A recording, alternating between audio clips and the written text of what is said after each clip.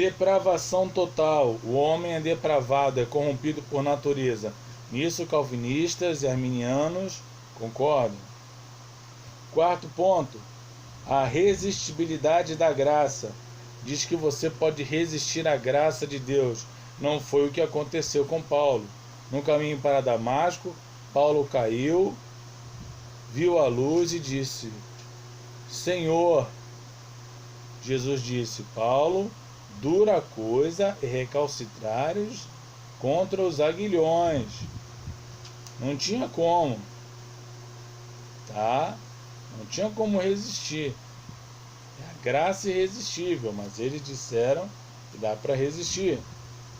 Quinto ponto, a possibilidade da queda da graça, ou seja, uma vez que você recebeu Jesus, você pode cair da graça. Foram os pontos do arminianismo. E aqui no livro do James Montgomery Boyce, ele elenca os pontos, os 5 pontos do calvinismo que se levantaram contra no Sínodo de Dort. O Sínodo de Dort aconteceu em 1618 e foi até em 1619. Os arminianos levantaram esse ponto e agora os calvinistas vão levantar esse. Fala assim: primeiro, depravação total. As palavras depravação total não são a melhor maneira de falar sobre a doutrina do pecado totalmente disseminada, ou da incapacidade do homem para lidar com as coisas espirituais, porque elas sugerem que todos nós somos todos maus quanto podemos ser e que todos somos igualmente pecadores por naturezas, caminhando para o inferno todos os dias. Nisso nós concordamos, arminianos e calvinistas. Aqui já começamos a discordar. Eleição incondicional. Enquanto o arminianismo diz que a eleição é para todos, o calvinismo diz que não. Eleição incondicional. Se a condição da raça humana é tão má quanto a doutrina bíblica, a depravação atesta, a salvação precisa originar-se em Deus. Ela precisa ser uma obra do Deus triuno, realizada e aplicada por Ele, sem qualquer ajuda da nossa parte, considerando-se nós nunca o buscaremos. Se dependesse de você, você não queria Deus. E isso é o que Deus faz. Deus vai até você para te salvar. Terceiro, expiação limitada. Das 5 doutrinas resumidas pelo acróstico tulipa, aquela rosa, mais difícil de entender e aceitar para a maioria das pessoas é a expiação limitada.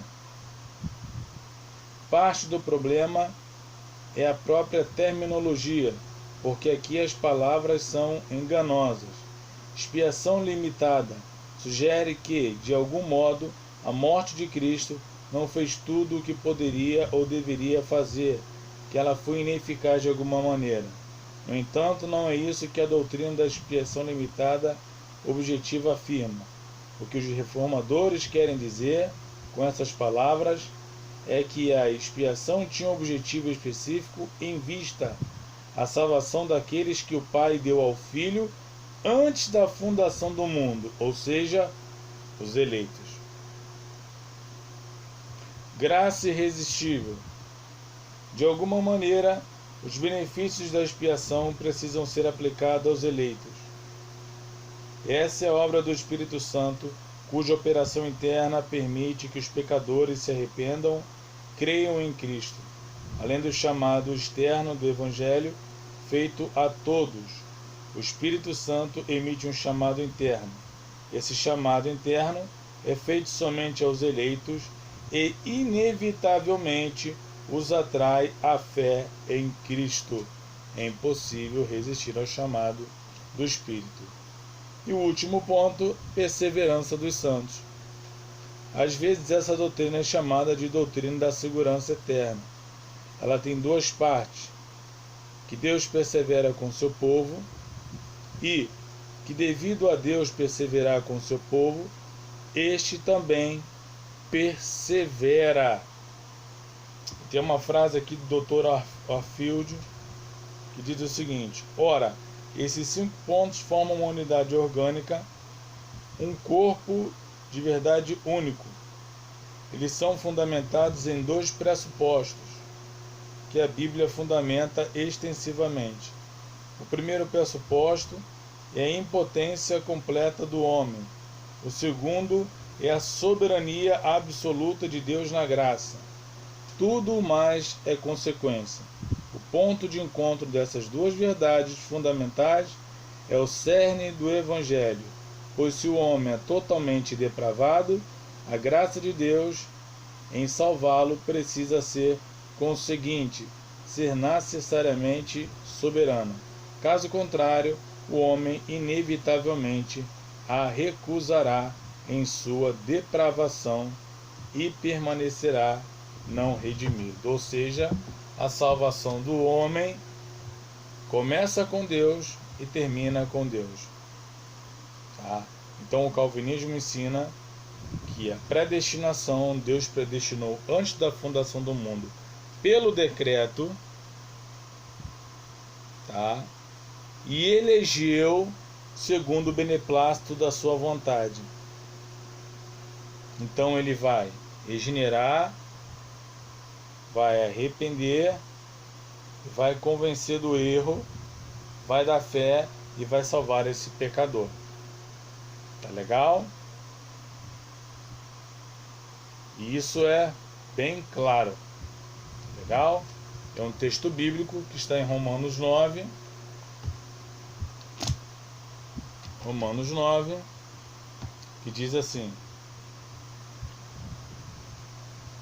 porque não somente esta, mas também Rebeca, quando concebeu, deu de Isaque, nosso pai, porque não tendo eles nascido, nem tendo feito bem ou mal, para que o propósito de Deus, segundo a eleição, ficasse firme, não por causa das obras, mas por aquele que chama, foi dito a ela: o maior servirá ao menor. Como está escrito: amei Jacó e aborreci a Esaú. Que diremos, pois? Que há injustiça da parte de Deus em escolher um e reprovar o outro? De maneira nenhuma. Pois Deus diz a Moisés: compadecer-me-ei de quem me compadecer, e terei misericórdia de quem eu tiver misericórdia. Assim, pois, isto não depende do que quer, nem do que corre, mas de Deus, que se compadece. Porque diz a Escritura a Faraó: para isto mesmo te levantei, para em ti mostrar o meu poder, e para que o meu nome seja anunciado em toda a terra. Logo, pois, compadecer-se de quem quer e endurece a quem quer. Dir-me-ás então: por que se queixa ele ainda, porquanto quem resiste à sua vontade? Mas, ó homem, quem és tu, que a Deus replicas? Porventura a coisa formada dirá que a formou: por que me fizeste assim? Ou não tem o oleiro poder sobre o barro para da mesma massa fazer um vaso para a honra e outro para a desonra? E que direi se Deus, querendo mostrar sua ira e dar a conhecer o seu poder, suportou com muita paciência os vasos da ira preparados para a perdição, para que também desse a conhecer as riquezas da sua glória nos vasos de misericórdia, que para a glória já dantes preparou, os quais somos nós, a quem também chamou, não só dentre os judeus, mas também dentre os gentios. E Romanos 8, você tem 29 a 30. Porque os que dantes conheceu, também os predestinou para serem conforme a imagem de seu Filho, a fim de que ele seja o primogênito dentre os irmãos. E aos que predestinou, tudo no futuro, no passado, a esses também chamou.